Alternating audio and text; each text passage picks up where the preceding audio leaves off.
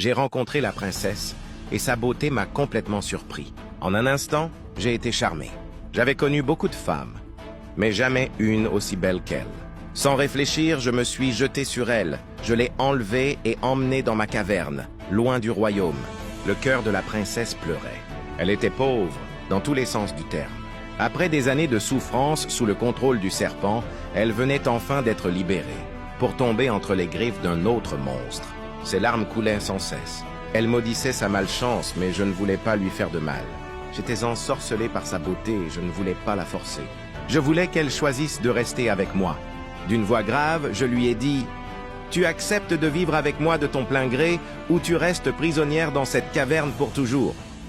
La princesse, furieuse et les yeux pleins de larmes, a répondu « Je préfère mourir que de vivre avec toi. Si tu penses que tu as le pouvoir de me garder ici, tu te trompes.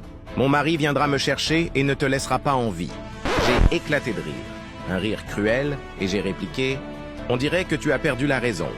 Tu es piégé derrière cette porte, personne ne peut venir ici. Et si quelqu'un y arrive, je l'écraserai comme une bestiole. Si ce n'était pas pour ta beauté, je t'aurais déjà prise depuis longtemps. Tu ferais mieux d'accepter ce que je te propose, sinon tu connaîtras un sort que tu ne peux même pas imaginer. » Après ça, je suis disparu. Quant à la femme de mon frère, Rabia, la pauvre, était dévastée. Elle ne pouvait rien faire, juste observer. Puis elle est rentrée chez elle en pleurs et a raconté ce qui s'était passé. Quand Rabia a entendu l'histoire, il a eu l'impression que la terre s'ouvrait sous ses pieds. Sans hésiter, il s'est mis à courir vers l'endroit où sa femme avait été enlevée. Il l'a cherchée de toutes ses forces pendant des jours, dans les forêts et les villes, affamé et assoiffé, sans penser à autre chose que de la retrouver. Un jour, il a vu une petite cabane au coin d'un bois. Il est entré et a trouvé un homme sage à l'intérieur. Le vieil homme lui a demandé qui il était et pourquoi il errait dans ces forêts. Rabia lui a tout raconté, son histoire, sa douleur.